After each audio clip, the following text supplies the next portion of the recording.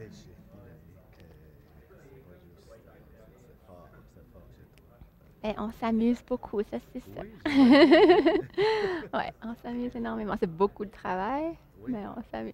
Ouais. parce que toi, c'est pas juste le projet, c'est l'université aussi. Ben moi, je finis mon doctorat, je commence mon Fini le postdoc dans quelques semaines. Ok, ton postdoc Euh, aussi. ouais. Ça vient. Oui, moi c'est avec FQRH.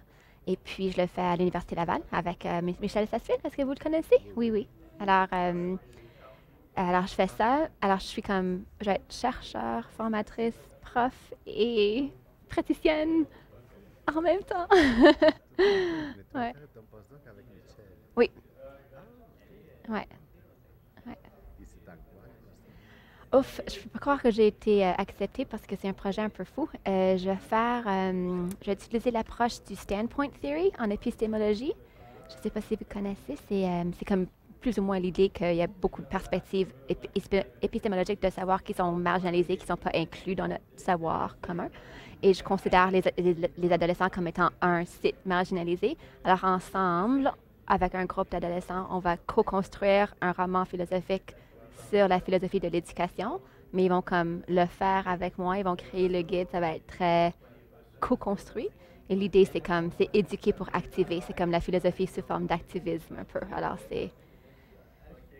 Ça réjouit énormément mon Oui! projet. Ah oui! Énormément. Cool! Eh bien, on a Énormément. beaucoup de choses Oui, à échanger. oui, oui, énormément. Mais vous avez déjà commencé Parce que votre projet? moi, le Ou... projet de doctorat, c'était déjà une co-construction d'un roman pour enfants. Ah oui! Ah! C'était le cœur de Est-ce mon qu'il est projet disponible? Est-ce que je peux le lire? de regarde. La collecte de données s'était faite en Espagne, OK. le doctorat ici, beaucoup de publications en français. Comme la collecte était là-bas, a été acceptée d'être rédigée en espagnol et je viens de finir la traduction En français. en français. OK. Donc, très bientôt. Cool. Très, très bientôt. En fait, si tu veux être correctrice, je t'envoie Ben, les non, mais copies. sérieusement, une fois que je commence, parce que là, je suis comme dernière période de ma thèse, mais après ça, ma job va être de lire des romans. C'est la première Tu partie de présentes mon ta postdoc. thèse. Probablement à la fin de l'été parce que j'ai beaucoup de projets internationaux durant l'été, mais c'est juste une question de temps. Bonjour. Bonjour. François. Il est un grand expert en philo pour enfants, Ah Adolfo. ouais, Ouais. super. Mhm. On a hâte de vous entendre dans la discussion. Ouais. Donc, es-tu encore doctorante dans ce J'ai projet? presque fini. Je commence mon postdoc dans une semaine. C'est pas vrai? T'as Mais soutenu je n'ai les pas deux? encore soutenu. Je dois soutenir durant l'été parce que mon comité n'est pas libre, mais comme pour le reste, Wow, c'est. félicitations. Je vais te féliciter à ce point-là. Non, non, pas encore. J'ai Non? peur que ce soit.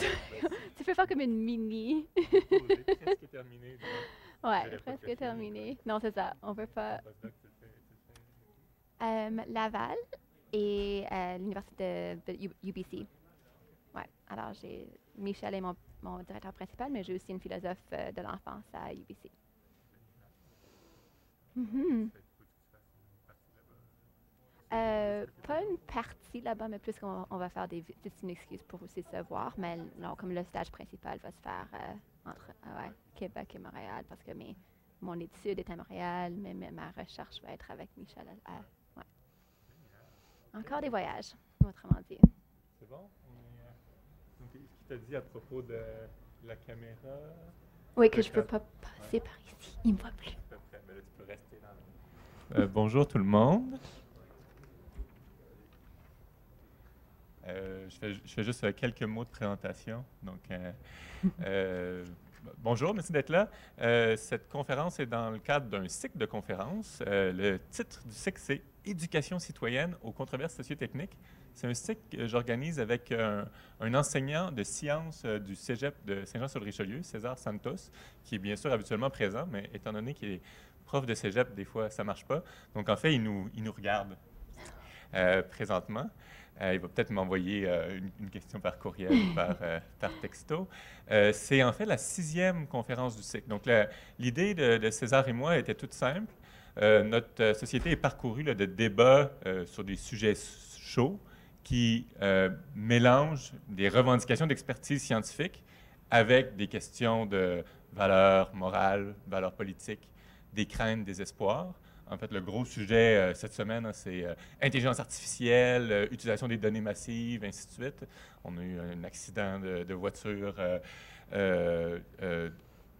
intelligente ou qui se prétendait intelligente. On a eu toute l'histoire de Cambridge Analytica. Ça, c'est un exemple hein, qui est de controverse.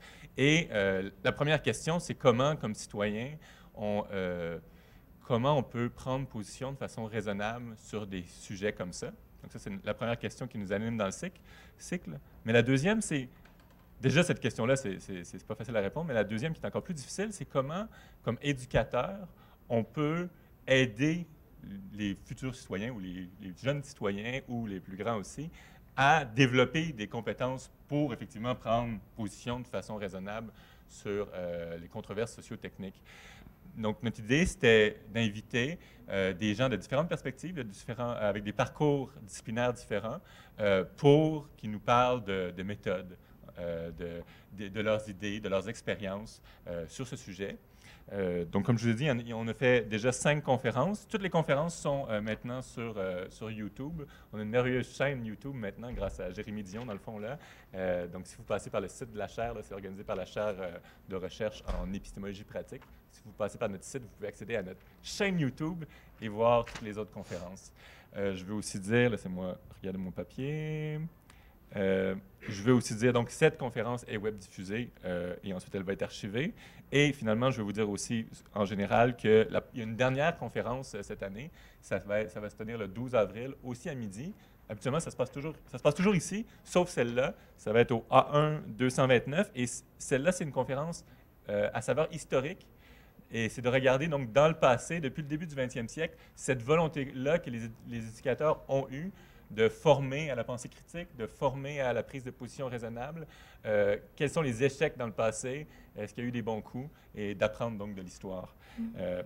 Voilà, ça c'était en général sur le cycle. Maintenant, pour la conférence aujourd'hui, c'est vraiment un grand honneur, un grand plaisir d'avoir Nathalie Fletcher avec nous. Donc Nathalie est spécialisée en philosophie pour enfants.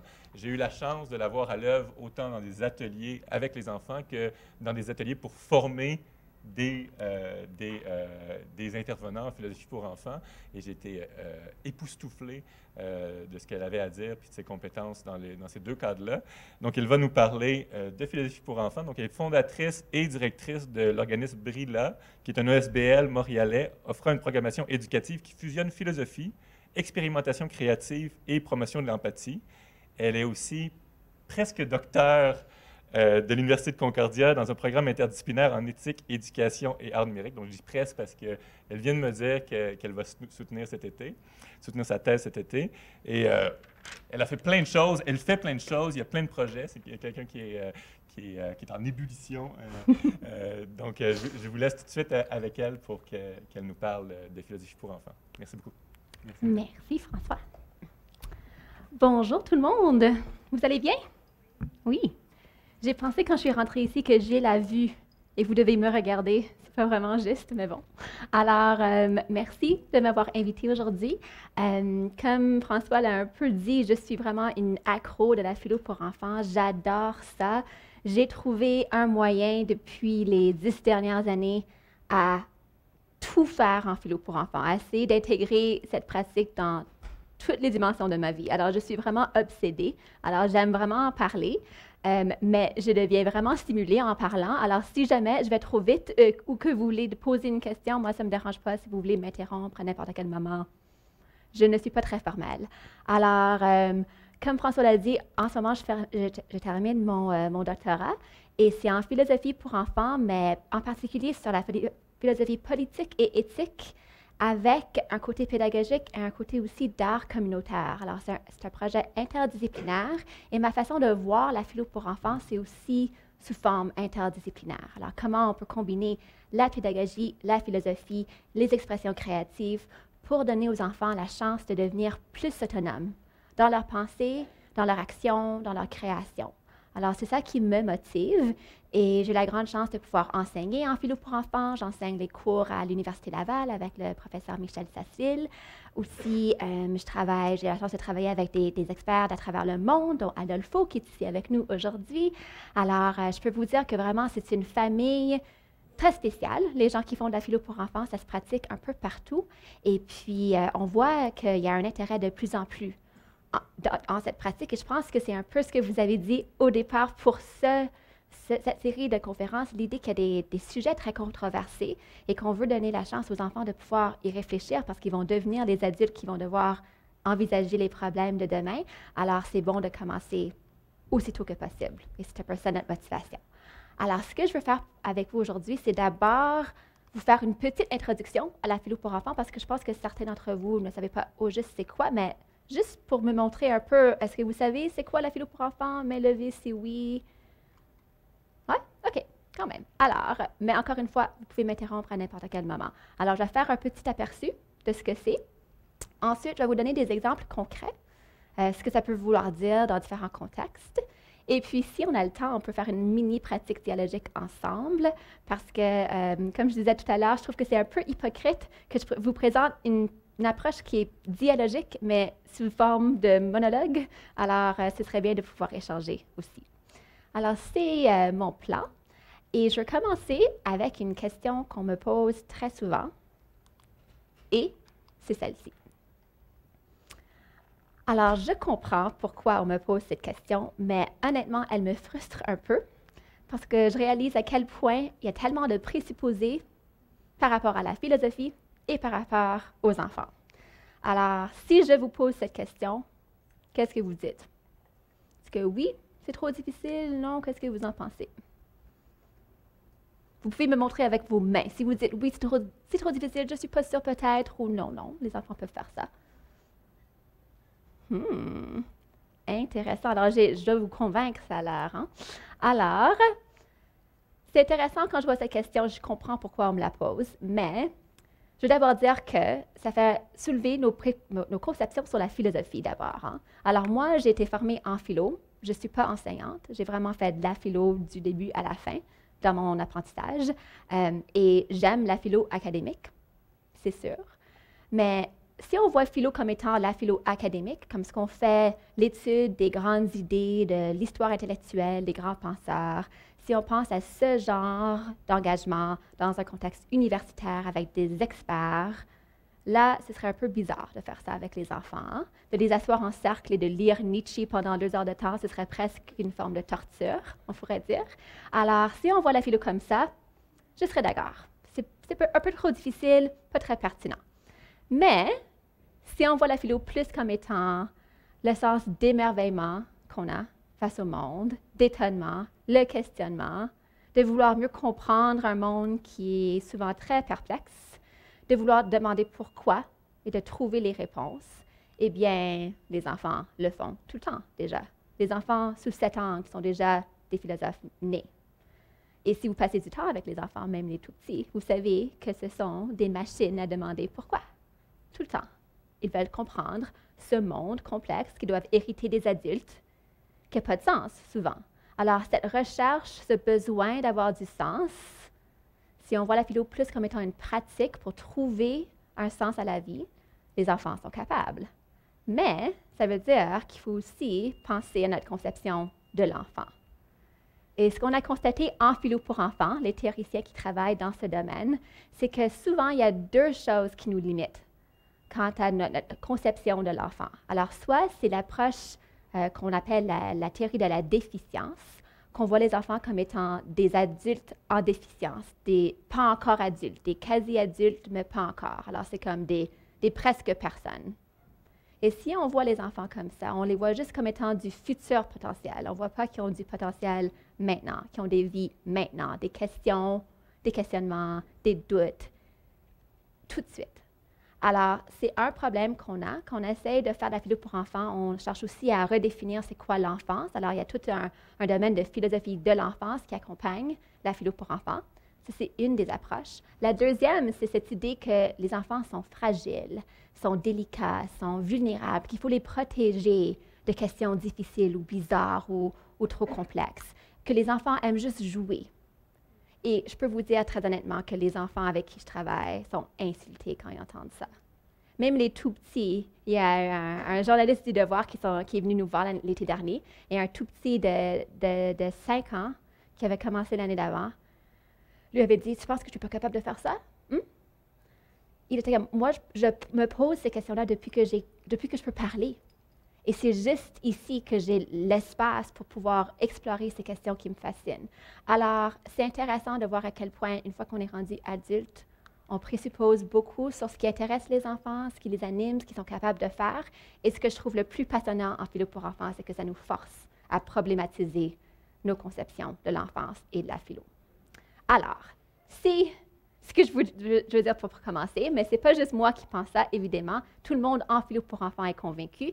Et c'est la citation que j'aime partager le plus quand je fais mes présentations. Ça vient du fondateur du mouvement de philo pour enfants, Matthew Lipman.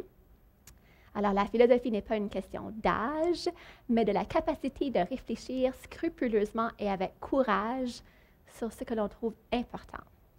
Alors ici, j'aime beaucoup cette idée de courage, parce que je pense que pour les enfants, d'avoir le courage de remettre en question, le courage d'oser de poser leurs questions dans un monde où les enfants, les adultes ne les prennent pas nécessairement au sérieux tout le temps, de prendre la parole, c'est un acte de courage aussi pour les enfants. Ça, c'est très spécial, de voir les enfants en train de s'approprier un espace de questionnement. C'est une expérience très, très enrichissante pour tout le monde, pour les adultes aussi. Mais aussi cette idée de ce que l'on trouve important, je trouve vraiment pertinent. Parce que quand les enfants peuvent dialoguer ensemble sur les questions qui les concernent, des questions qui ont des dimensions philosophiques, ce qu'ils trouvent important élargit. Alors, s'il y avait un point de vue plus étroit, à force d'en parler avec les autres, d'être confrontés par leurs valeurs, par leurs perspectives, par leurs besoins, par leurs frustrations, par leurs préoccupations, tout d'un coup, leur champ d'horizon, pour ce qui peut être considéré important ou digne d'être valorisé, élargi. Alors, encore une fois, ce n'est pas une question d'âge, c'est juste le travail qu'il faut faire pour y arriver. Et souvent, ce qu'on constate, c'est que les jeunes qui ont l'expérience de cette pratique-là sont beaucoup plus réfléchis que les adultes qui commencent. Alors, c'est une pratique. C'est comme l'entraînement physique. Il faut le faire régulièrement et puis ça s'apprend. Alors, cela dit, un peu d'histoire, juste pour vous situer. Alors, cette approche dont je vais vous parler, la philo pour enfants ou la PPE, c'est Matthew Lipman et Anne Margaret Sharp qui l'ont développée. Alors, Matthew Lipman était un philosophe américain. Il est mort il y a à peu près 8 ans. Et Anne Margaret Sharp était une éducatrice, une philosophe de l'éducation. Et ensemble, ils ont conçu ce programme. Ça fait exactement 50 ans cette année. Mais vraiment, ils ont commencé leur travail dans les années 1970.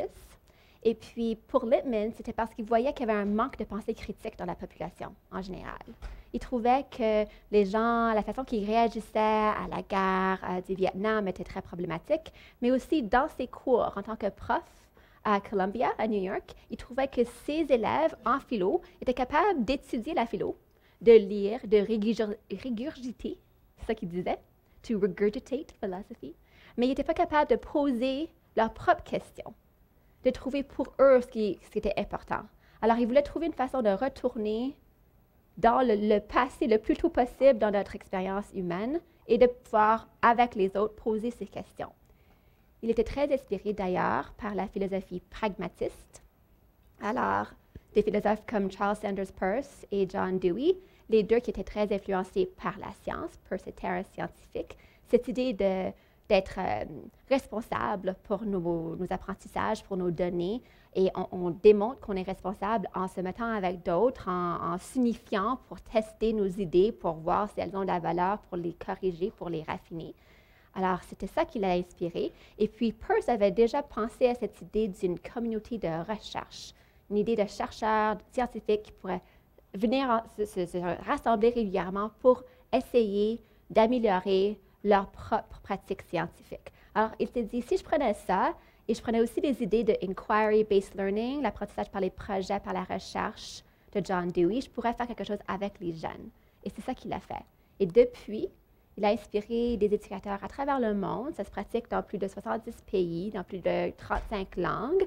Et puis, le modèle a été approuvé par l'UNESCO comme une approche pour prévenir la violence, mais aussi une éducation à la paix. Alors, et comme je vous dis, de plus en plus, je trouve que les gens sont intéressés. Mon hypothèse, c'est que les crises écologiques, politiques en ce moment poussent les adultes à réaliser qu'il y a vraiment un manque de pensée critique avec un certain monsieur au sud qu'on ne va pas nommer. Alors, ces ans d'expérience nous forcent à trouver une pédagogie qui va donner la chance aux jeunes d'apprendre à penser pareil pour eux-mêmes. Mais je dis tout ça, et puis ça veut dire quoi? Ça veut dire que lui a créé comme approche sa pédagogie, c'est une communauté de recherche philosophique ou une CRP. Et c'est quoi? Eh bien, il y a plein de livres, j'en ai apporté juste quelques-uns, je peux les distribuer, qui ont été écrits sur la théorie d'une CRP, sur ce que c'est, sur comment en créer une, sur tous les aspects, les fondements philosophiques, les aspects pédagogiques. Mais, à la base, c'est un groupe de personnes, ça pourrait être nous, ça pourrait être des enfants, qui sont unis par une question que ces personnes trouvent importante, intrigante, fondamentale, et qu'elles veulent tenter de répondre ou trouver au moins une piste, un début de réponse, sous forme de dialogue collaboratif. C'est juste ça. C'est un groupe avec une question et le temps de réfléchir ensemble. C'est vraiment juste ça à la base. Alors, voici quelques exemples de questions qui peuvent ressortir. C'est des questions qui sont ressorties très récemment dans des groupes avec qui je travaille. Vous allez voir déjà la variété. Ça, c'est avec des jeunes qui varient de la maternelle jusqu'au secondaire. Moi, je travaille avec les jeunes du préscolaire jusqu'à l'université, alors, comme de 4 ans, et puis j'enseigne jusqu'à la maîtrise. Là, c'est comme tous les niveaux. Pas pour dire que les gens à l'université sont des enfants, mais pour dire que ça s'apprend et que ça se pratique. Alors, voici quelques exemples de questions. Et c'est les questions des enfants, hein, ça, il faut le dire. Alors, devrait-on toujours dire la vérité? Les animaux sont-ils libres? Peut-on être certain de ce que l'on sait, ce qui est vraiment pertinent pour un colloque ou une série de conférences sur l'épistémologie? La revanche est-elle acceptable? Ça a été très juteux, ce dialogue. Qu'est-ce que l'amitié? Comment le savoir? C'est une question qui concerne les jeunes de tous les âges. Ils veulent souvent parler de l'amitié. Peut-on vraiment connaître qui on est? Est-ce qu'on peut le savoir? Est-ce que d'autres gens nous connaissent mieux que nous? Est-ce que c'est possible de vraiment se connaître? C'est une question qui les passionne énormément également. Alors, une CRP, c'est quoi au juste?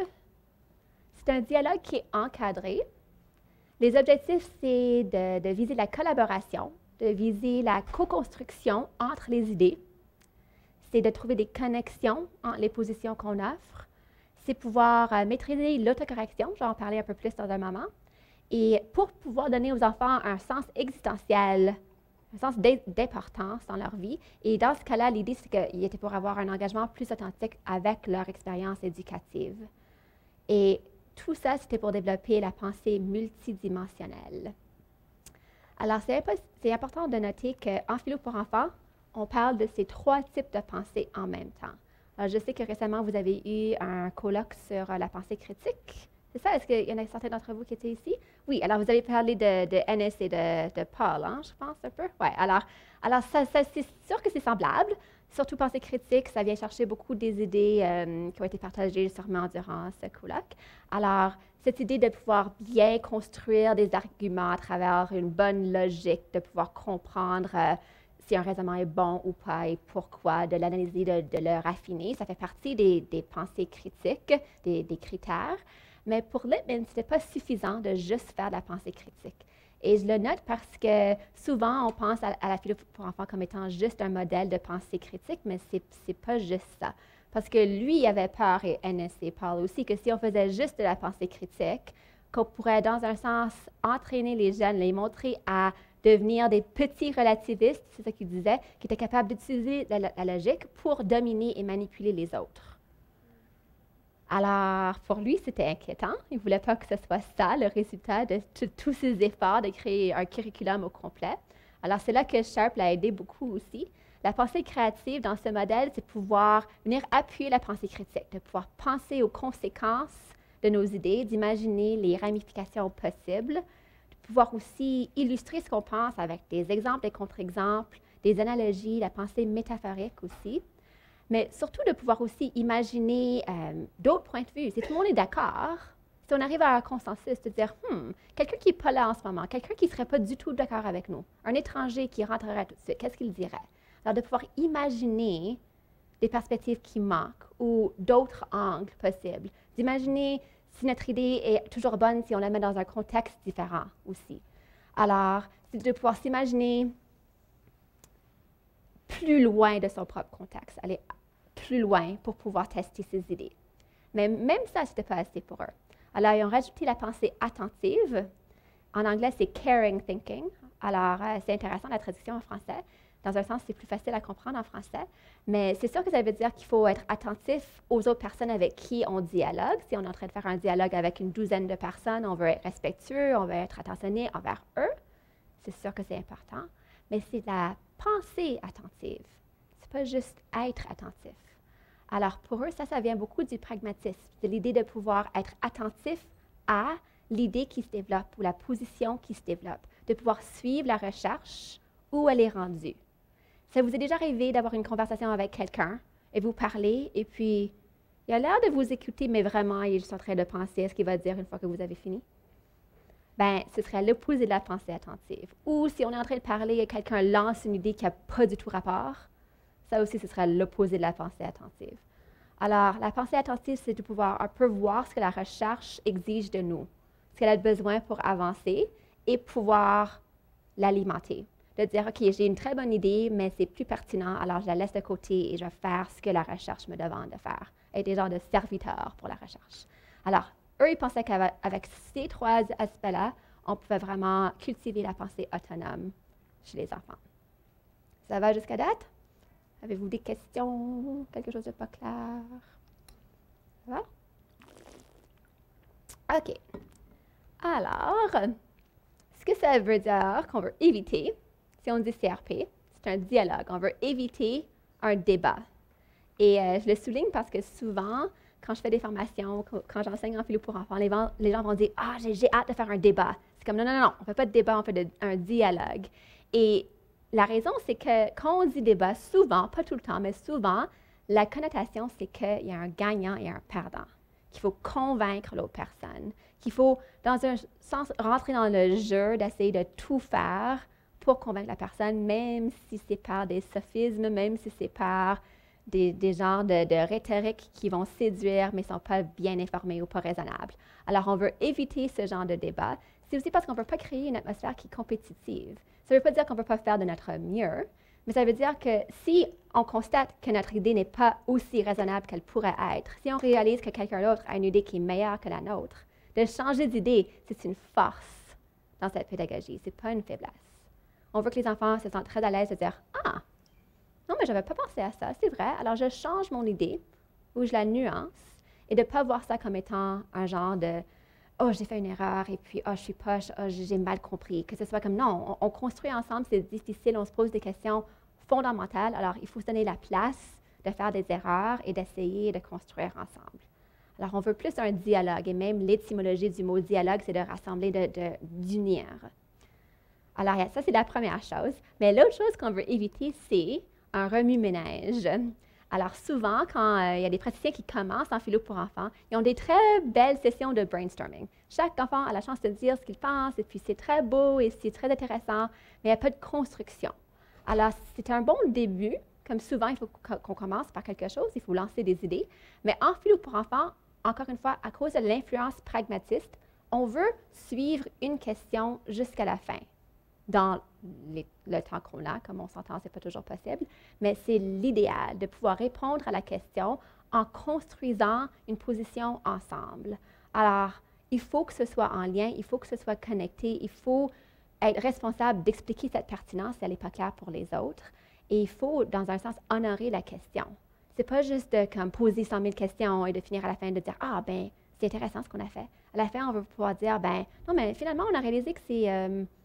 qu'on pense au moins pour le moment que c'est juste de dire X et on va aller vivre notre vie, on va voir si c'est vraiment le cas et on va voir si nos expériences vont venir compliquer les choses et on va pouvoir raffiner notre point de vue selon ce que la vie nous apprend.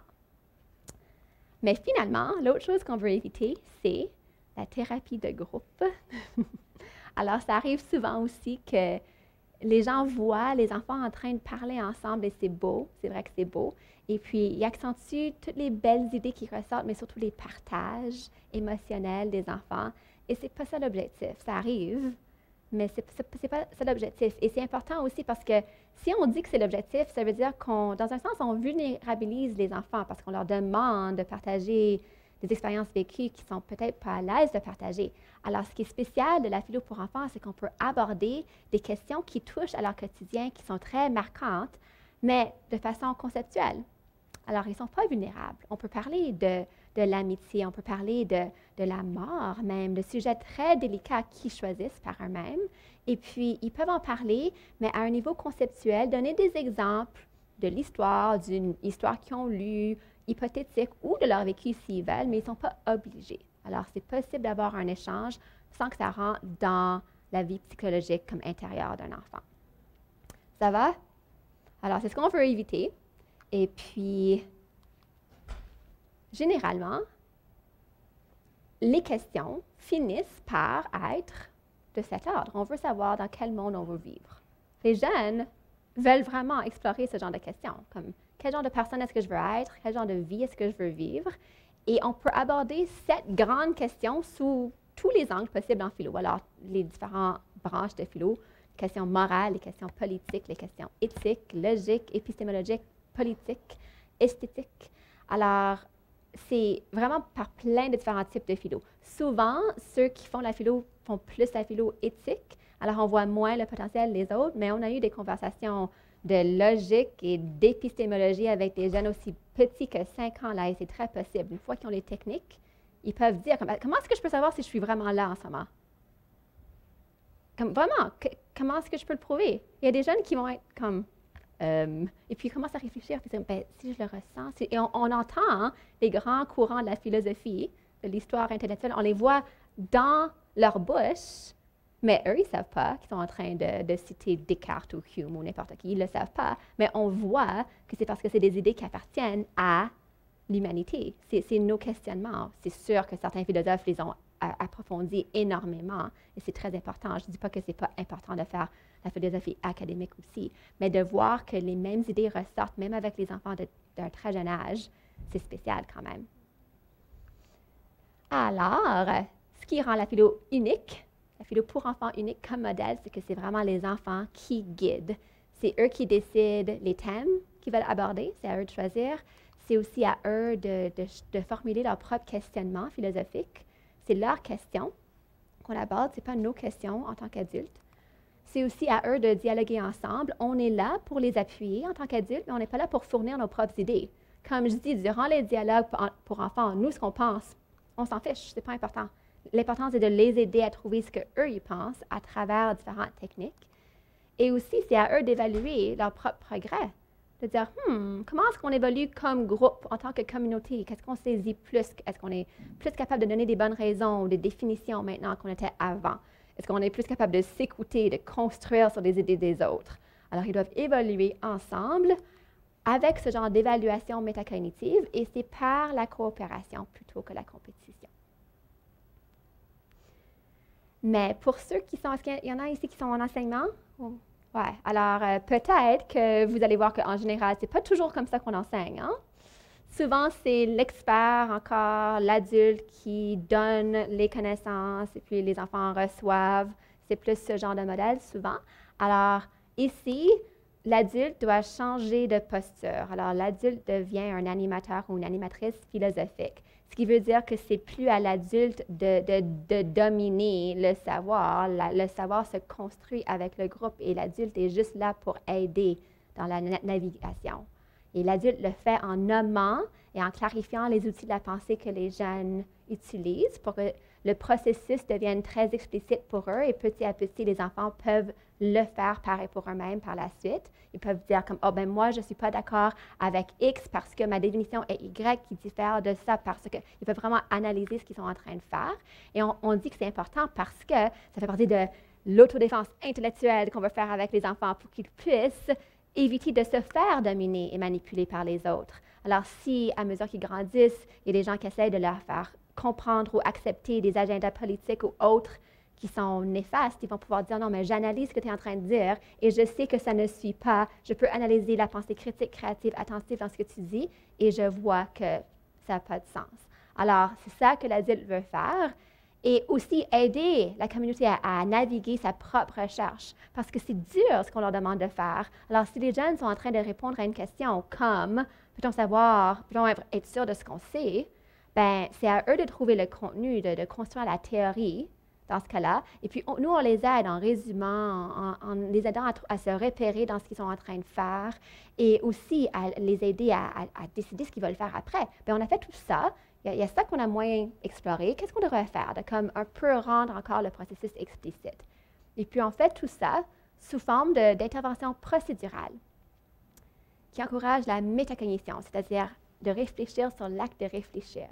Alors, quand on dit procédural, ce qu'on veut dire, c'est que, comme je disais plus tôt, on ne dit pas que « Oh non, moi, je suis pas d'accord. Moi, je pense que la vengeance, c'est important parce que on se fiche du point de vue de l'adulte. » C'est à l'enfant, excusez-moi, de trouver sa propre position. Alors, plutôt, on lui dit « OK, bien, on a entendu plein d'idées. Est-ce que vous êtes d'accord avec ce qu'on vient de dire? Sinon, pourquoi? Qu'est-ce qui est problématique dans ce qu'on a dit? Est-ce que vous avez un exemple? Disons qu'on est rendu trop conceptuel. Quelqu'un a un exemple pour comme concrétiser de quoi on parle pour que ce soit plus clair? Ou est-ce qu'il y a un présupposé dans ce qu'on dit? Est-ce qu'on présuppose quelque chose qui est important, qui peut-être pourrait nous faire déraper dans notre recherche? Est-ce qu'il y a une distinction qui pourrait nous aider, des critères? Il y a toute une liste d'éléments dans un des livres qui circulent. Il y a une liste de presque 200 éléments qui peuvent être activés durant une CRP. Alors, c'est quand même assez complexe. Mais c'est ça, on s'occupe de la procédure et c'est les enfants de trouver le contenu. Alors, j'en ai dit beaucoup. Est-ce que vous avez des questions? Parce qu'après, je vais vous donner des exemples un peu plus concrets. Avez-vous des questions sur ce que j'ai dit jusqu'à présent? Au début de votre présentation, vous avez parlé de scrupuleusement. Est-ce que vous pouvez expliciter, indiquer comment on réussit essayer de retrouver, à réfléchir scrupuleusement? À réfléchir scrupuleusement. Alors, je dirais que une des peut-être différences entre l'approche de pensée critique qui a été abordée dans l'autre colloque et la philo pour enfants, c'est que dans ce contexte, c'est des enfants qui ont certainement moins d'apprentissage que la majorité des adultes. Alors, ils ont moins accès à des informations, à des renseignements qui pourraient assurer que leur raisonnement est bien informé. Ils ont juste accès à moins d'informations. Mais on veut que ce soit faisable dans le cercle. On veut qu'ils puissent rester dans le cercle de communauté de recherche pour explorer une question sans devoir quitter ou sortir leur téléphone intelligent pour chercher quelque chose. Alors, scrupuleusement, dans ce contexte, ça veut dire qu'entre nous, on partage le travail de devoir vraiment vérifier si nos points de vue sont assez rigoureux, s'il y a des choses qu'on devrait tester, qu'on devrait raffiner, qu'on devrait changer complètement.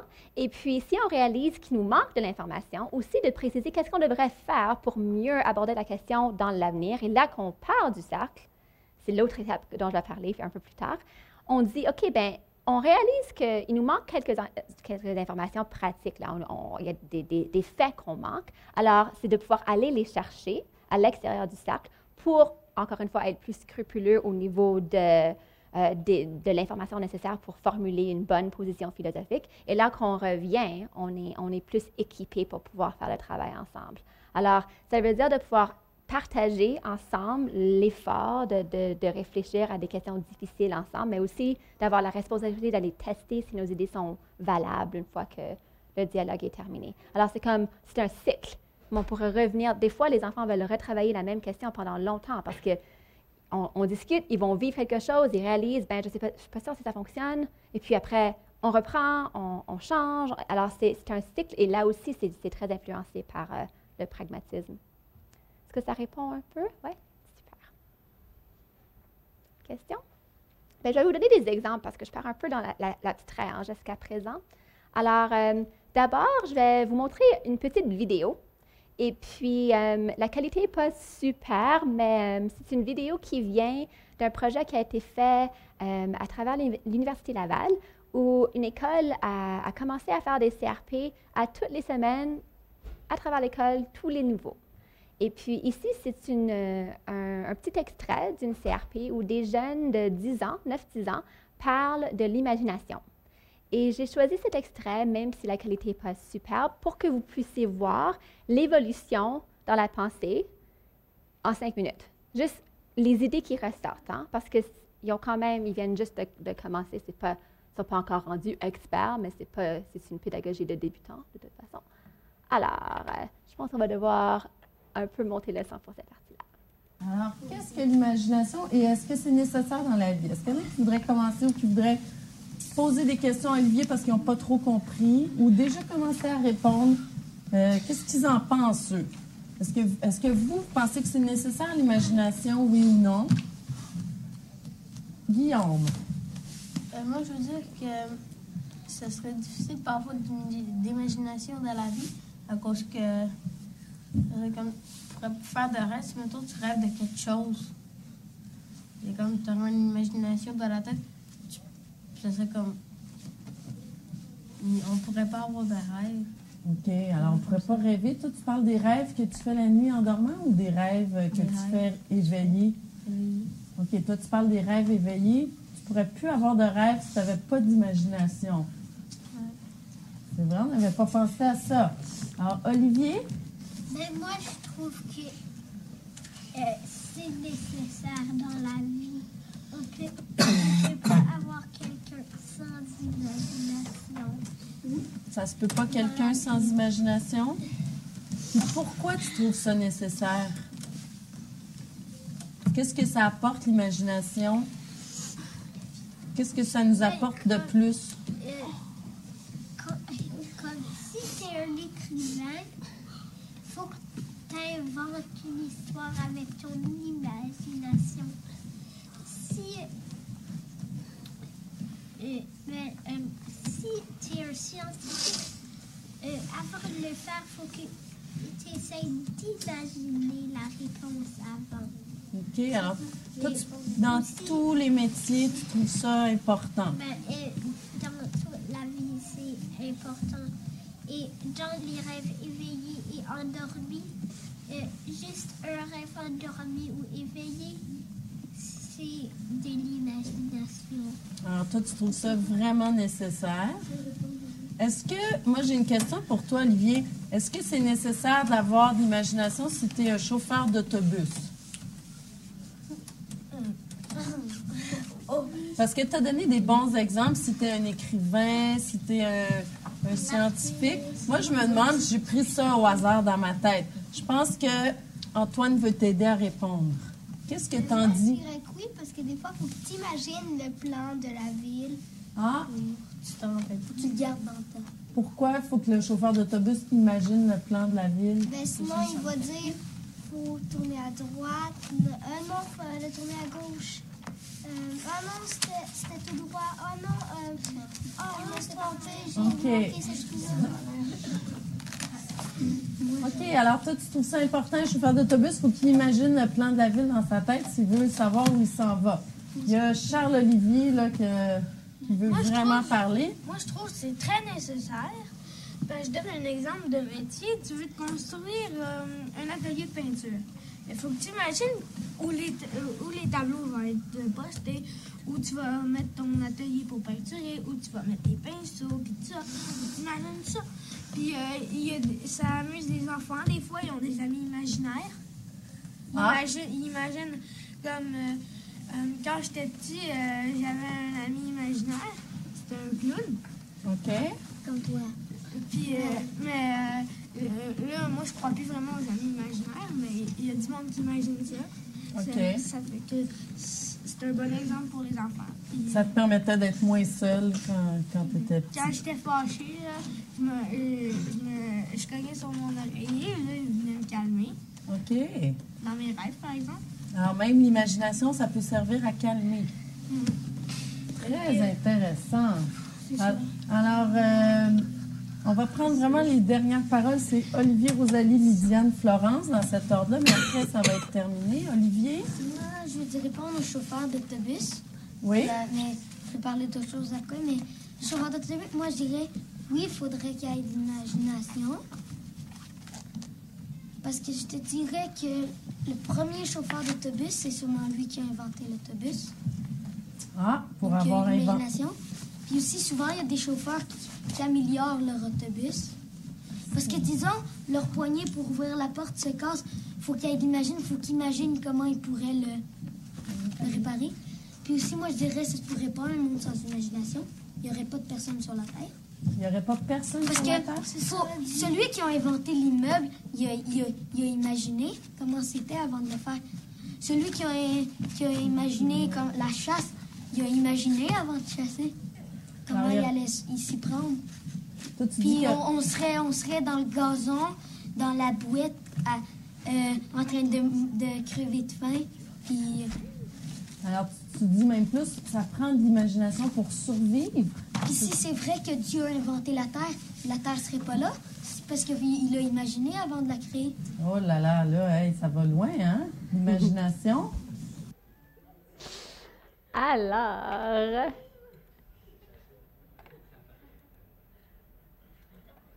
vous voyez, en quelques minutes, on parle d'un exemple assez banal, hein, comme les métiers, l'imagination, jusqu'à l'imagination pour survivre, l'imagination comme la source de la vie de Dieu, s'il y en a un.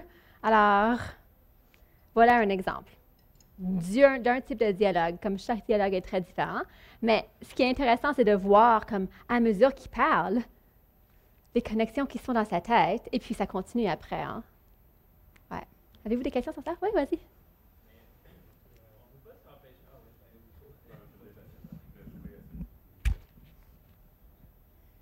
Mais on peut pas s'empêcher de remarquer que, comme dans l'exemple, il y a juste des garçons qui ont parlé, en fait. Puis je me demande si c'est un problème comme récurrent dans la philo pour enfants, que c'est souvent les garçons qui prennent la parole, parce que déjà à cet âge-là, on dirait qu'il y a une espèce de timidité là, féminine. C'est pas un bon exemple pour ça. Ouais, c'est vrai. Je dirais que, selon ma pratique à moi, que ça s'empire avec l'âge. Alors, quand on commence, c'est très égalitaire, comme les enfants parlent, que ce soit des filles, des garçons, comme ça parle. Et puis, une fois qu'on est rendu comme en 5e, 6e année, tout d'un coup, c'est un peu plus délicat, les garçons dominent un peu plus. Mais ce qui est très spécial avec cette méthode, parce qu'on veut à la fois évoluer dans le contenu philosophique, mais aussi évoluer dans la pratique philosophique en groupe, c'est qu'on en parle. Alors, on le dit à la fin, il y a toujours une période de réflexion. On dit, est-ce qu'on a bien partagé la parole aujourd'hui? On leur demande. Oui, à peu près, non, et puis on voit. Et puis, où est-ce qu'on a inclus tout le monde aujourd'hui? Et puis, ils doivent réfléchir. On ne dit pas, hey, vous n'avez pas assez laissé parler les filles. On leur demande.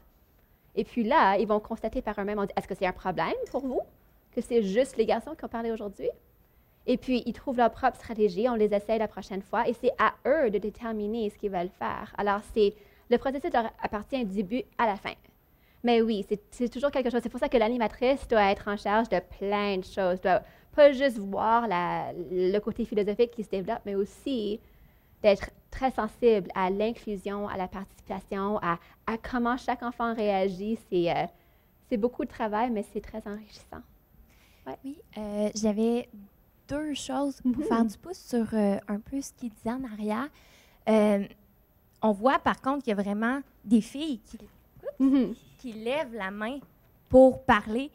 Mais j'imagine que l'animatrice, l'animateur a un rôle à jouer aussi parce que on voit qu'il y a quand même pas une exclusion, là, je trouve ça fort, mais elle a tendance naturellement à aller choisir les garçons avant les filles de l'autre côté qui levaient la main dès le départ. Oui, bien l'affaire, c'est qu'on voit juste un extrait. En général, ça dépend de il y a différentes façons d'animer. Hein. Il y a des personnes qui aiment avoir la liste des jeunes dans l'ordre qui ont levé la main, et puis ils respectent la liste. Alors, c'est ça qu'elle faisait. C'est pour ça qu'elle a dit, après, ça va être bla, bla, bla, bla qui va parler, et puis elle suit la liste. Il y en a d'autres qui vont faire, comme moi, ce que je fais plus, c'est à l'enfant de choisir la prochaine personne. Alors, c'est à l'enfant de regarder autour, de dire qui n'a pas encore eu la chance de parler, à qui est-ce que je donne la parole, et de réfléchir à ça. Et c'est une façon d'éviter, justement, parce que l'enfant va être comme, « Hey, non, mais c'est encore vous qui voulez parler? Est-ce qu'il y a d'autres personnes qui veulent parler? » Alors, ouais. Mais en général, c'est pas tout comme ça. Hein. C'est juste cet extrait. Parfait, merci. Puis j'avais une autre question aussi. J'ai manqué le début de la présentation. Je ne sais pas si vous l'avez mentionné, mais c'est quand même un très grand groupe. Est-ce qu'il y a des données ou est-ce que ça fonctionne plus en petits groupes, en grands groupes? Est-ce qu'il y a vraiment des différences dans l'animation selon la grosseur du groupe? Oui, c'est une très bonne question. Alors, c'est sûr que ça peut être fait avec des groupes aussi larges que 30, 40 même, comme ça se fait, mais l'inclusion devient plus difficile, même si tout le monde veut parler. Si on a juste 40 minutes ou 1 heure, c'est juste pas possible. Alors, il y a des façons d'inclure ou de favoriser l'inclusion. On fait des méthodes où c'est comme la moitié observe, l'autre moitié parle une fois, puis la prochaine fois, ça change. Ou sinon, ça peut être des équipes plus petites, en effet. Moi, quand je travaille dans les contextes parascolaires, on est comme 6 à 10.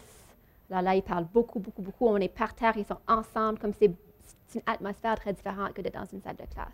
Alors, chaque contexte a ses propres limites et ses propres opportunités aussi. Mais c'est sûr que si on est dans un plus grand groupe, il faut faire encore plus attention à la participation et leur donner la chance d'en parler à la fin, d'évaluer leur propre communauté, comment elle fonctionne ou non. Mais ce qui est l'idéal, c'est difficile à dire, ça dépend de ce qu'on veut faire. Si le groupe est trop petit, le problème, c'est que c'est beaucoup de travail pour juste quelques jeunes.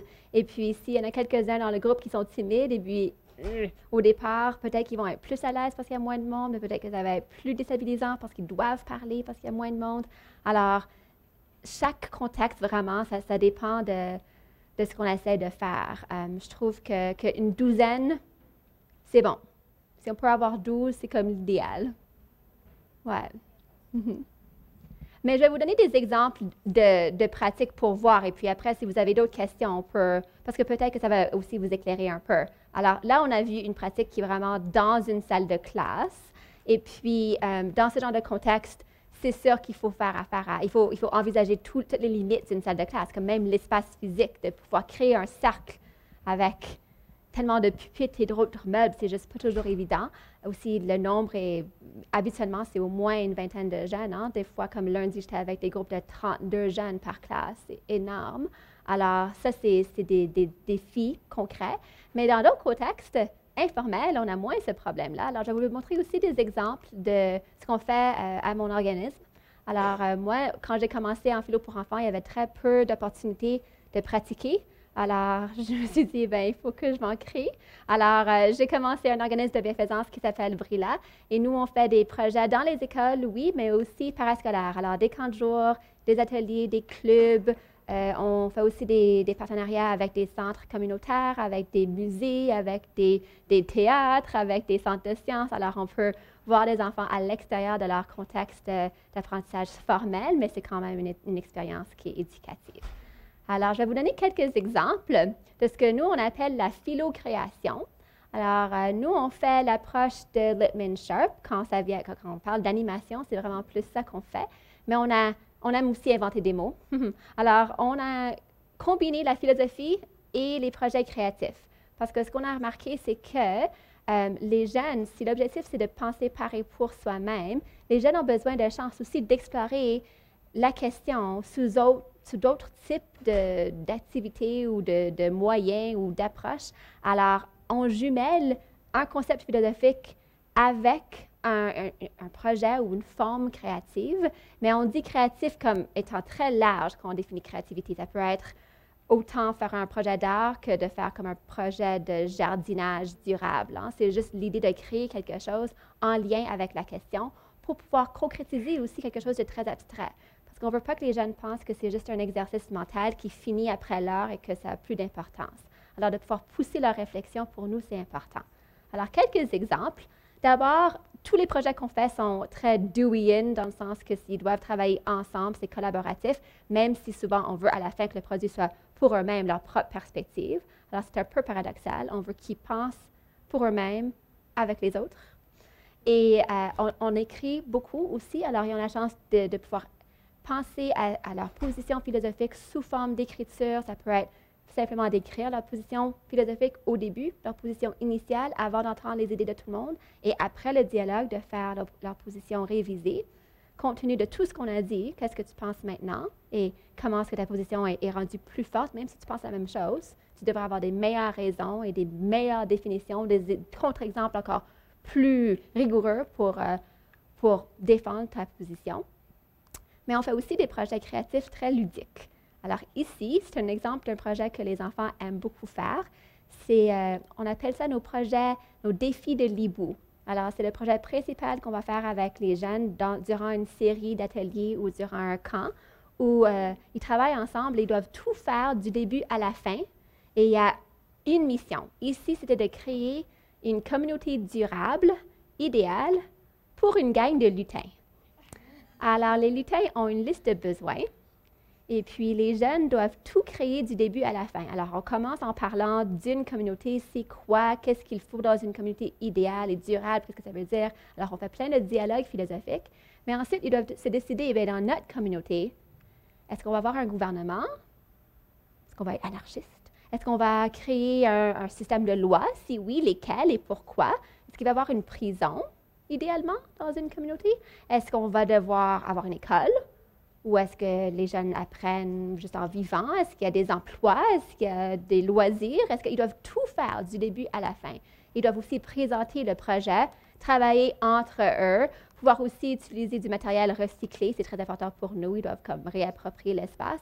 Alors, c'est un exemple d'un projet de philo-création où du début à la fin, ils doivent aussi justifier leur choix créatif en utilisant les techniques de philosophie pour enfants. Alors, s'ils veulent de la colle, on leur demande pourquoi, ils doivent nous donner leur raison, un exemple de ce qu'ils vont faire et puis d'expliquer la conséquence s'ils ne l'ont pas. Alors, on utilise les outils de la pensée dans tout ce qu'on fait. Là, ça devient très naturel.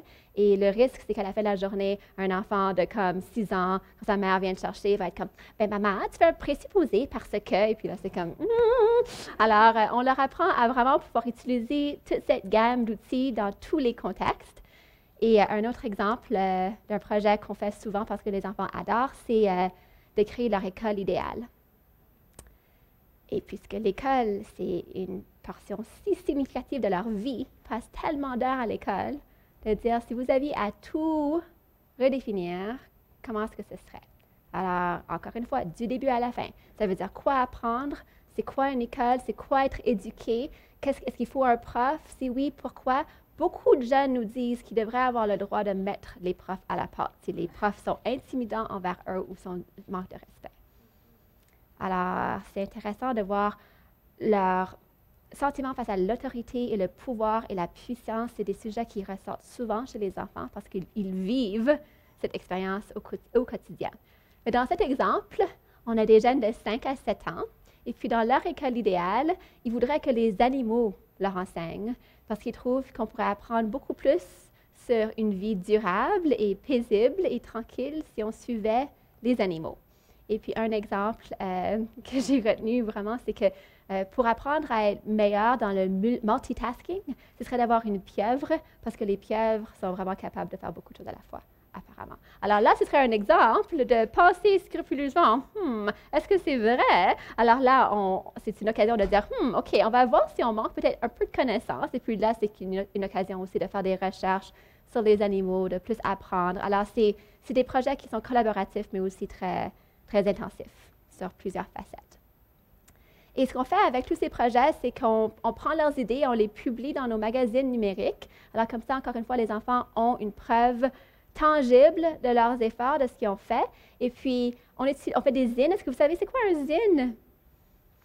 Bien, juste parenthèse, on choisit zine parce que ça fait partie d'un mouvement de do-it-yourself, comme d'autopublication, de pouvoir, les populations marginalisées qui sont considérées comme n'ayant pas une voix ou des idées qui sont importantes à partager. Les zines, ça a été un mouvement pour permettre à les premiers écrivains de la science-fiction qui ne se faisaient pas publier, de publier par eux-mêmes, ou les premières vagues de féminisme et de punk rock et d'environnementalisme, tout ça, de pouvoir dire, OK, alors, voilà, on va pouvoir publier nous-mêmes. Alors, les enfants publient leur propre zine papier et aussi, on met le tout sur notre site pour voir aussi les vidéos et les images et les chansons et les raps et tout ce qu'ils font.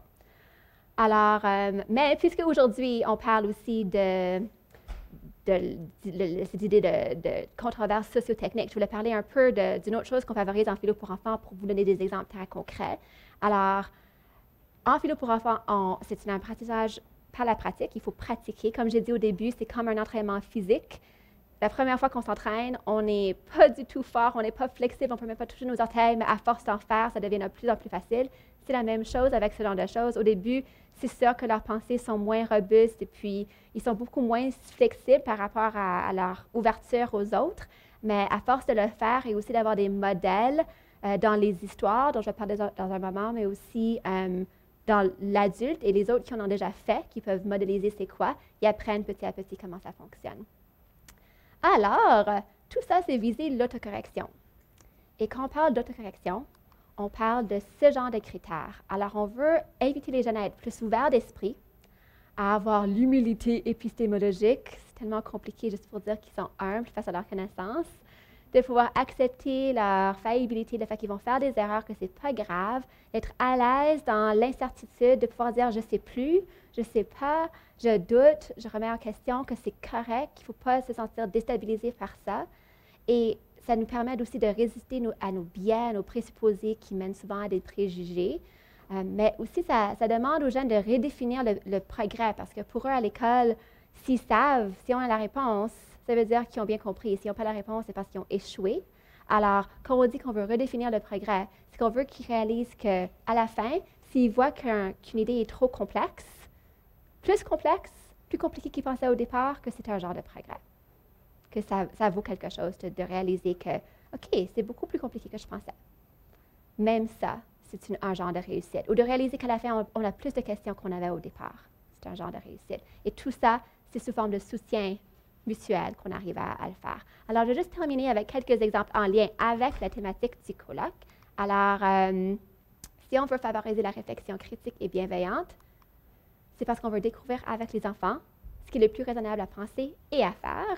Alors, par exemple, je vais juste sauter cette partie-là.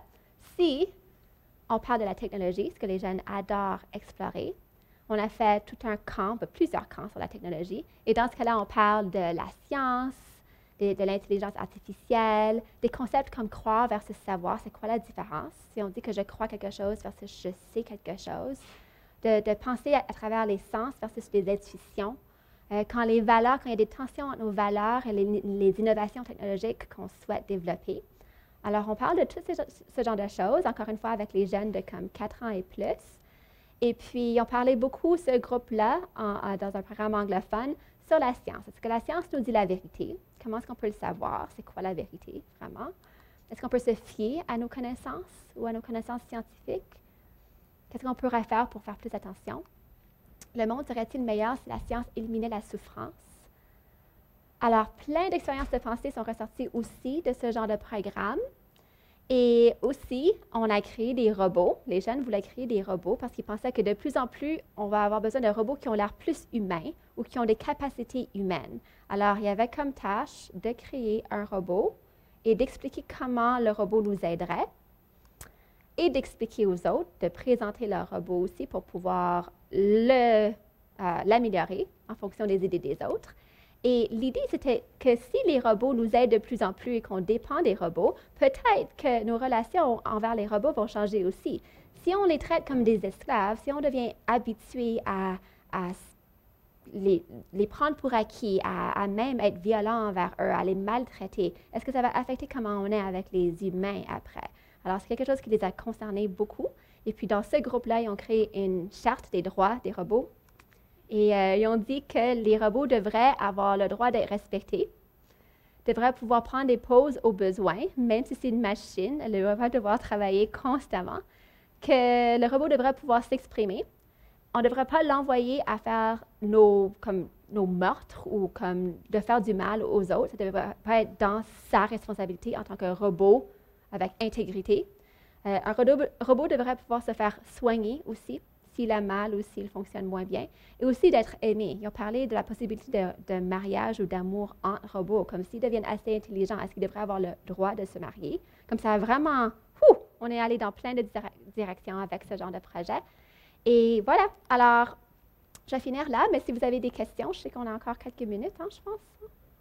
Alors, mais merci beaucoup pour votre attention. Et j'ai aussi beaucoup de ressources que j'ai amenées ici, si vous voulez un peu plus savoir sur le curriculum classique en philo pour enfants. C'est des romans philosophiques qu'on utilise. Alors, j'en ai apporté quelques-uns si vous voulez les feuilleter. Vous êtes les bienvenus pour le faire.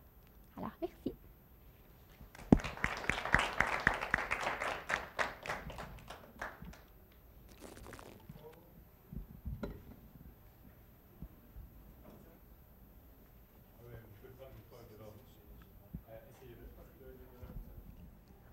Vous m'entendez? Oui.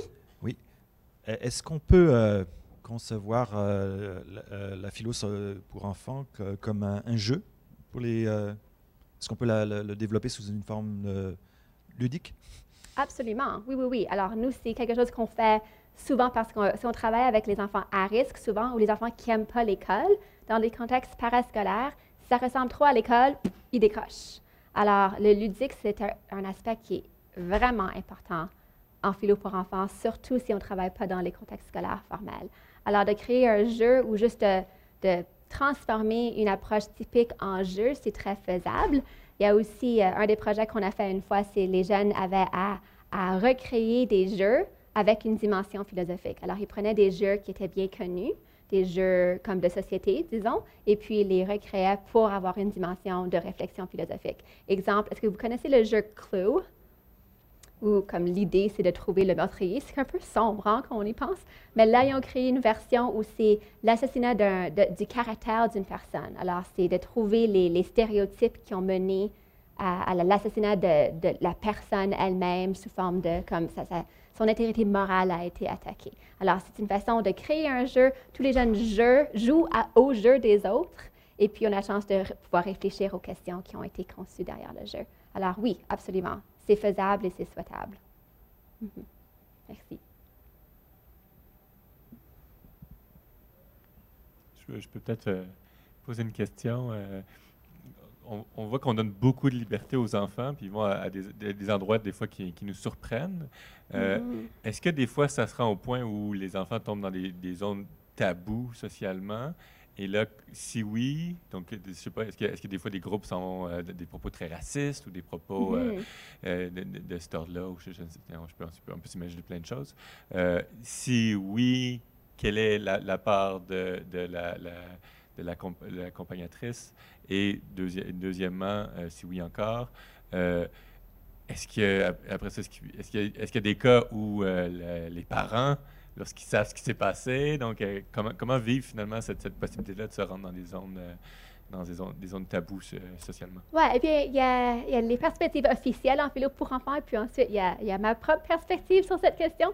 Alors, je vais vous partager un peu des deux. Alors, premièrement, c'est sûr qu'on dit qu'en philo pour enfants, l'objectif, c'est de pouvoir répondre aux questions qui les animent. Alors, si c'est une question qui est très délicate, mais qu'ils veulent le faire, on remarque qu'en général, si on a vraiment bien créé l'atmosphère dialogique, qu'ils le font de façon respectueuse. Ça ne veut pas dire que leurs propos sont toujours respectueux. Comme, ils peuvent même, des fois, ne pas se rendre compte qu'ils sont en train de faire des propos racistes ou des préjugés quelconques. Alors, souvent, c'est là que les interventions procédurales de l'animateur, de juste dire « est-ce que c'est toujours le cas? Ou est-ce qu'on est tous d'accord? Est-ce que ce serait quoi quelqu'un qui ne serait pas d'accord, qu'est-ce qu'il dirait? » Aussi simplement que ça, de chercher les contre-exemples, de chercher l'envers de la position. En une phrase, en général, c'est assez pour susciter la réflexion, au moins de dire que ce n'est pas la seule option. Mais on veut les inviter à faire le travail. On ne va pas faire le travail à leur place. Alors, si on voit qu'il y a des préjugés, on veut dire, est-ce qu'on présuppose quelque chose? Est-ce qu'on présuppose une différence entre les races en ce moment? Est-ce que vous pensez qu'on devrait le faire? Juste demander la question. Et puis là, on va commencer à travailler à voir les présupposés. Mais c'est sûr que ça arrive, mais je vous dirais que ça arrive moins souvent peut-être qu'on croirait, parce que, justement, il y a beaucoup de monde pour problématiser l'idée. Ce n'est pas juste une personne. Et c'est ça qui est intéressant, c'est que le travail est partagé. Alors, on peut faire plein d'erreurs seul, mais avec d'autres, on peut aussi faire plein d'erreurs. Mais au moins, il y a d'autres personnes pour nous corriger, pour nous aider. Alors, souvent, s'il y a un propos qui est très raciste, sans même qu'on ait à faire quelque chose, un enfant va « Wow, je ne suis pas d'accord avec ça parce que… » il va pouvoir donner sa raison. Pour ce qui est des parents, je pense que c'est important de justement parler des sujets tabous parce que c'est l'occasion de voir les moments critiques où une pensée qui est problématique peut mener à des préjugés. Et selon moi, c'est pour ça qu'on fait de la philo pour enfants, parce que si on veut créer des personnes qui sont capables de penser autonome, on veut qu'ils soient ouverts à reconstruire leurs idées avec les autres. Alors, je pense que des fois, c'est mieux d'aborder des questions qui sont plus juteuses et plus provocatrices que des questions comme « c'est quoi le bonheur, c'est quoi la paix ?» De dire « non, est-ce qu'on peut se venger des fois? Ou est-ce que la violence, c'est acceptable des fois? » Parce qu'ils ne vont pas avoir des réponses toutes faites. Ils ne vont pas être comme « le bonheur, c'est là, là, là, là, parce que la semaine dernière, j'ai appris la bienveillance à l'école et c'est là, là. » Ils vont juste nous donner des réponses qui ont déjà reçu l'approbation de leur prof. Alors que si on leur dit « OK, mais l'inverse de ça, est-ce que c'est des fois acceptable d'intimider les autres? » Et puis là, s'ils voient qu'ils ont le droit de poser des questions comme ça, qui sont importantes pour eux, et ils voient qu'ils sont capables de donner des réponses et de ne pas se faire juger, ça ouvre une possibilité de corriger des erreurs, des sophismes avant qu'ils deviennent ancrés. Alors, c'est plus ma perspective. Et les parents, en général, si on explique c'est quoi, si on explique que ce n'est pas nous qui donnons nos points de vue, mais qu'on les aide à construire leur propre point de vue, en général, ça va bien. Mais c'est sûr que les 3 sujets qui causent le plus de problèmes, c'est Dieu, la mort et le sexe. Hein? C'est sûr. Alors, on doit faire attention avec ce genre de sujet. Mais les fois que ça ressort, on remarque aussi surtout la mort. Les jeunes savent que c'est sérieux. Et puis, ça change de ton, ça change d'atmosphère. Ils font plus attention, même les tout petits. Alors, je pense qu'il faut juste avoir un très grand respect pour le fait qu'ils vont être capables avec notre soutien. Et les adultes, les parents, s'ils voient ce qui se passe aussi, en général, ça va. Ouais. C'est une question importante. Il faut faire attention. Parce que c'est une pédagogie qui a certaines valeurs et il y a des gens qui pourraient ne pas être d'accord avec ces valeurs et il y aurait des bonnes raisons de ne pas être d'accord avec ces valeurs. Alors, il faut faire attention.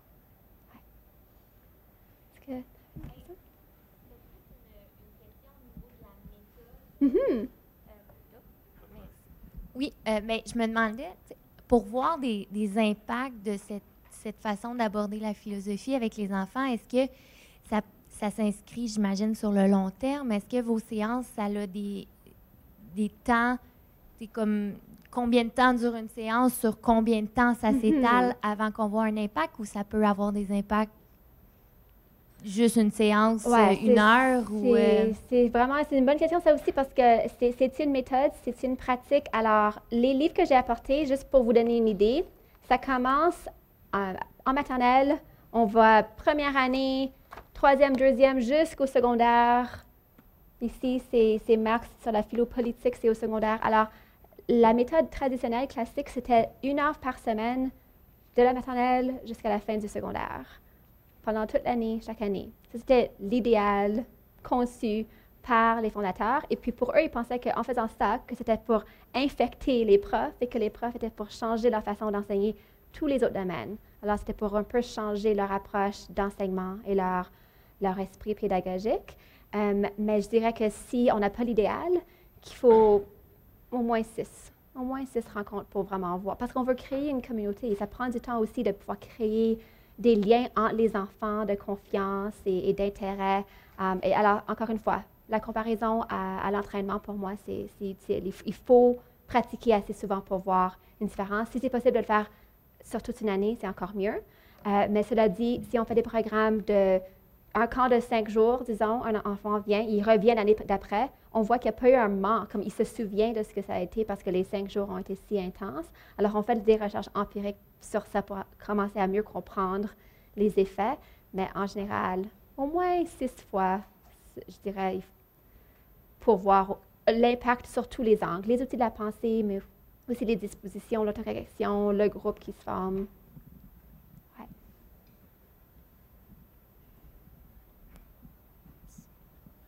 Bonjour. Bonjour. Okay, ça marche. Merci pour la présentation. Je suis curieux, mais ma question n'est pas compliquée, mais je vais mettre un peu de contexte. Donc, j'ai étudié en enseignement à l'Université Laval, enseignement des sciences, puis j'ai jamais eu vraiment de professeurs qui nous ont parlé de philosophie pour enfants.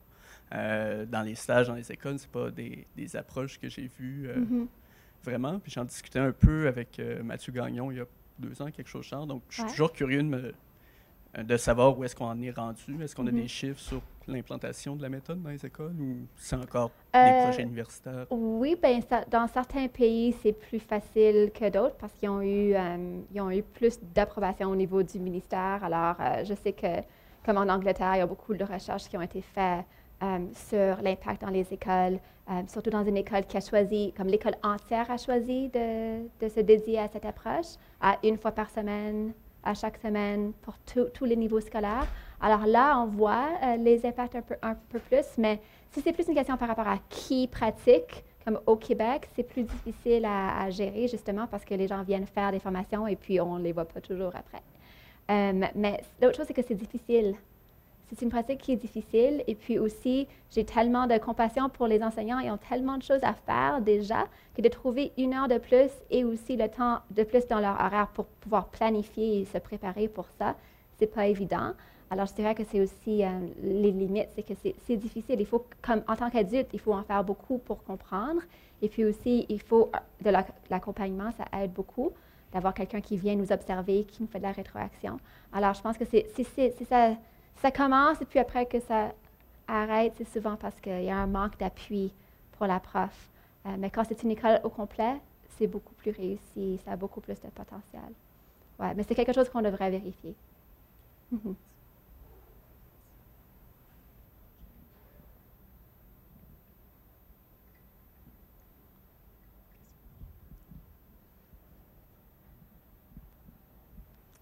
Ma question va être un peu plus méthodologique aussi.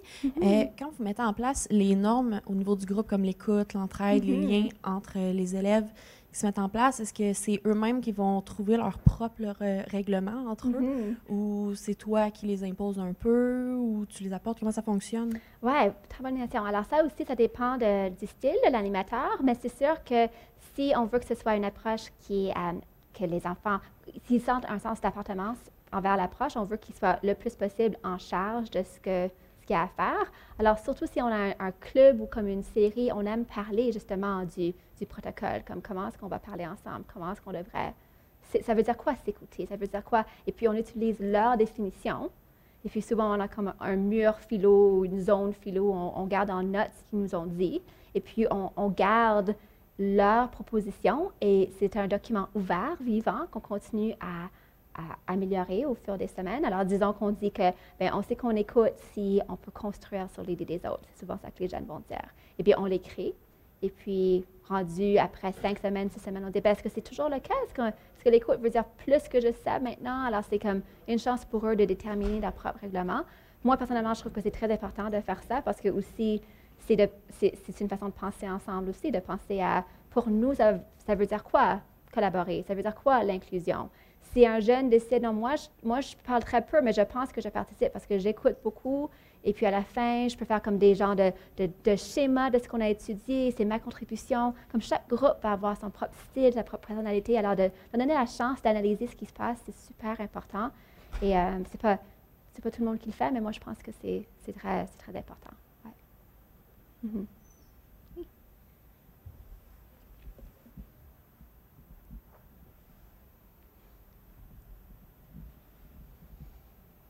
J'ai peut-être une autre question sur lorsque la philo pour enfants est fait comme ça sur le long terme, les enfants, du moins ce que j'en sais des enfants, ce que je me rappelle de moi, puis ce que je vois dans les miens, puis les autres, c'est qu'ils sont aussi en processus de construction d'identité, beaucoup.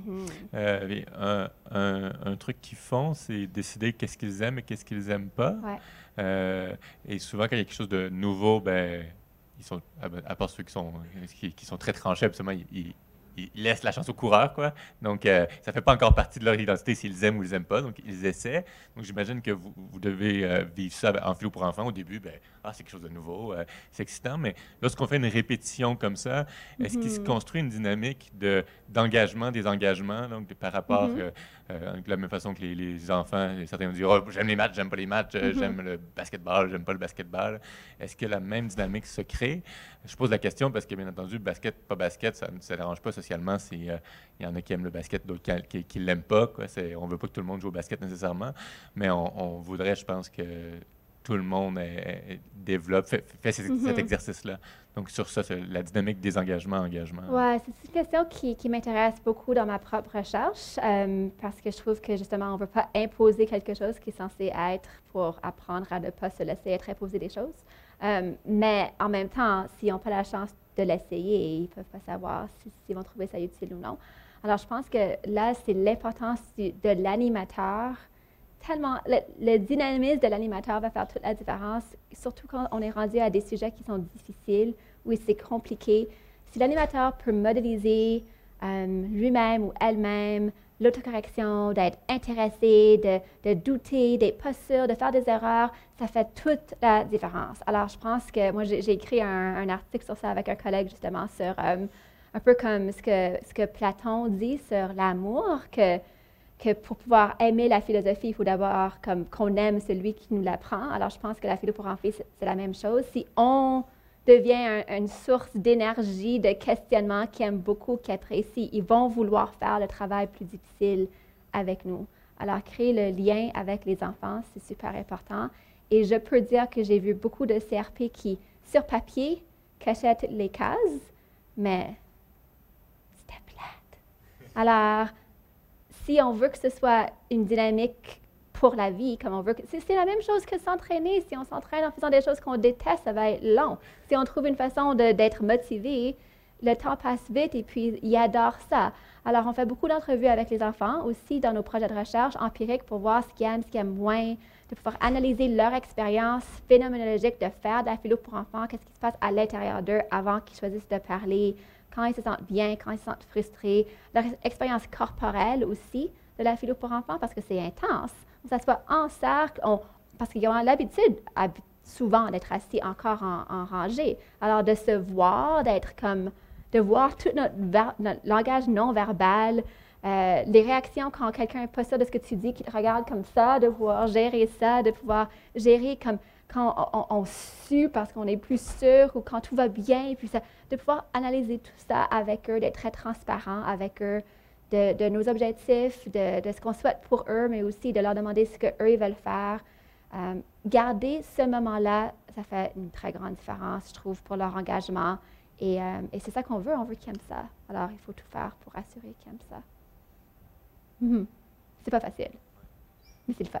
J'ai une question par courriel, donc ça vient pas de moi. Je l'ai pas lu. Oui, c'est ça l'histoire avec le web et la web diffusion.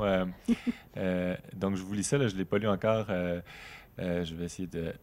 Donc, je suis arrivé en retard, donc je m'excuse si vous avez déjà parlé du sujet. Donc, il va y avoir 3 questions, attention. Donc, comment... Non, mais en fait, c'est comme une 4e, ça, en fait. Donc, comment répondez-vous aux auteurs qui critiquent votre approche, par exemple, en disant... OK, c'est ça. Donc, la question générale, c'est va suivre plusieurs critiques que la personne a entendues de certains auteurs. Donc, la première critique serait est-ce qu'on ne devrait pas solidifier les connaissances de base avant de plonger les enfants dans des débats qui peuvent être angoissants? Ça, c'est 1. 2. Comment s'assurer qu'on n'utilise pas cette approche pour transmettre nos valeurs à nous? Et 3. On ne doit pas oublier qu'un excès des conflits cognitifs peut bloquer l'intérêt. Donc, comment doser la profondeur d'un débat de manière à ne pas mettre l'enfant en face des conflits cognitifs pouvant bloquer son intérêt pour les apprentissages? Donc, beaucoup de questions. Beaucoup de questions. Bien, premièrement, ce n'est pas un débat, c'est un dialogue. OK. Alors, ça, je l'ai dit, mais je le redis parce que c'est important. La posture est différente. Alors, pour les critiques, pour ceux qui disent il faut quand même apprendre les connaissances de base, oui, on n'est pas en compétition avec les autres pédagogies. On est des pédagogues pluralistes. On dit oui, il faut tout faire ça. On ne peut pas enseigner des connaissances avec une CRP. Ce serait complètement dangereux et ce serait complètement pas efficace. Alors, il faut faire les autres choses aussi également, c'est sûr. Et souvent, on remarque que si on rentre dans une école, comme invité, comme animateur, et puis on remarque que, disons, ils ont moins fait d'histoire, bien, c'est clair, dans leurs exemples, si on fait une CRP sur comme la violence, ils disent, oh, bien, dans l'histoire, durant une guerre, et puis ils ont comme mal compris les faits, on voit que oui, justement, c'est important d'avoir les faits. Alors, c'est aussi une diagnostic, faire la philo pour enfants, c'est une diagnostic de dire, il faudrait plus faire peut-être attention à cet élément scientifique, ou cet élément historique, ou littéraire, pour pouvoir mieux parler ensemble. Mais l'autre chose, c'est que les jeunes, souvent, me disent qu'ils ne voient pas le rapport en ce qu'ils apprennent à l'école. Pour eux, c'est des expériences séparées, distinctes, qui n'ont aucun lien. Et la philo pour enfants a le pouvoir de créer les liens entre les sujets, de dire qu'il y a des concepts dans tous les sujets. On peut demander, ben c'est quoi l'histoire? À qui appartient l'histoire? Qui décide qu'est-ce qui compte dans l'histoire ou non? En sciences, comme j'ai mentionné, on peut dire, OK, mais est-ce qu'on peut être sûr d'un point de vue scientifique? Comment est-ce qu'on peut être sûr? Est-ce qu'on peut toujours se fier aux sciences? Comment est-ce qu'on peut faire des démarches qui sont plus rigoureuses? En art, on peut demander c'est quoi la beauté? Comment est-ce qu'on décide qui devrait être exposé dans un musée ou non? Alors, quand on commence à voir que les concepts sont dans tous les domaines, les enfants commencent à voir les liens entre ce qu'ils apprennent. Et puis là, ce qu'ils apprennent, ça reste. plus longtemps. Et là, il y a aussi la recherche qui le prouve. Mais je n'ai pas rencontré quelqu'un en philo pour enfants qui dit qu'on devrait juste faire ça. Il faut faire les autres choses aussi. Pour les autres questions, si je m'en souviens, pour la deuxième, comment ne pas imposer nos valeurs sur les autres, ça c'est très important et c'est une chose que c'est impossible de complètement s'effacer parce que c'est ça on va répondre à ce qu'on trouve à du potentiel philosophique dans ce que l'enfant va dire pour essayer de poursuivre ce potentiel, mais c'est de le faire de façon transparente. C'est de dire, OK, ben dans ce que tu dis, il y a l'air d'avoir une tension entre croire et savoir. Est-ce que vous pensez que, comme de le dire que c'est ça qu'on voit? Est-ce que j'ai raison? Est-ce que j'ai bien vu ça? Alors comme ça, ils peuvent dire, non, c'est pas ça que je voulais dire. Alors c'est ouvert. Et puis en plus, puisque c'est pas à nous de donner le contenu, on n'impose pas notre contenu, mais à la base, il y a des valeurs qu'on impose. On dit que c'est important de penser. On dit que c'est important de dialoguer, de prendre en compte les idées des autres, de collaborer, de faire une recherche ensemble. Alors, il y a des valeurs à la base qu'on inculque pour pouvoir bien faire cette méthode. Mais quand on parle de questions éthiques, surtout des questions morales, il faut faire très attention de ne pas mener les enfants vers une réponse. Si on fait ça, c'est rendu manipulateur et dangereux et on ne le fait plus avec intégrité. Et là, c'est vraiment... C'est pire. On devrait ne rien faire du tout. C'est la seule alternative. Pour la dernière question, si c'est trop lourd d'avoir c'est comme c'est trop demandant au plan cognitif, c'est ça? Oui, donc que la méthode mènerait à des conflits cognitifs et là que ça pourrait bloquer l'intérêt. Donc un peu. OK, parce que c'est de pouvoir garder deux idées opposées en même temps. Alors, mais justement, de pouvoir modéliser que c'est dur, de dire comme, surtout comme elle a dit à la fin de l'extrait, comme « Wow, on est rendu là, oh là là! » C'est la création de l'univers, « Wow, on est rendu profond. » Juste de nommer que « Wow, c'est rendu compliqué. » Je suis un peu perdue. Est-ce que quelqu'un qui comprend bien pourrait nous faire un résumé juste pour modéliser? C'est difficile, c'est correct les amis, on le fait ensemble, c'est pour ça qu'on est là. Et aussi, j'en ai pas parlé, mais il y a tout un réseau de guides pédagogiques en philo pour enfants qui contiennent des plans de discussion, des exercices pour pratiquer les outils de la pensée, les dispositions pour explorer les concepts de façon plus, juste plus profonde. Et puis, en faisant ça, en général, ça aide les enfants à être plus outillés. Comme ça, ils trouvent que c'est pas aussi difficile une fois qu'ils sont en train de le faire. Mais l'autre chose, c'est qu'il faut faire attention qu'on ne présuppose pas que les enfants ne sont pas capables ou qu'ils n'aiment pas ça quand c'est difficile. Il y a plusieurs jeunes qui m'ont dit, durant nos recherches, dans nos études empiriques, que j'aime ça quand c'est difficile. C'est un défi, c'est comme un casse-tête. Et puis, ça me fait penser. C'est dur, mais j'y arrive. Et puis, ça vaut la peine. Alors, difficulté n'entraîne pas manque d'intérêt. Il faut juste, encore une fois, les encadrer de la bonne façon. Et puis, s'il manque d'intérêt, c'est notre faute. Il faut trouver comment les retrouver. Ouais. 3 bonnes questions. Ouf! Ouf, ouais. Donc, est-ce qu'il y a d'autres questions? Sinon, je vais remercier Nathalie. Merci beaucoup. Merci beaucoup.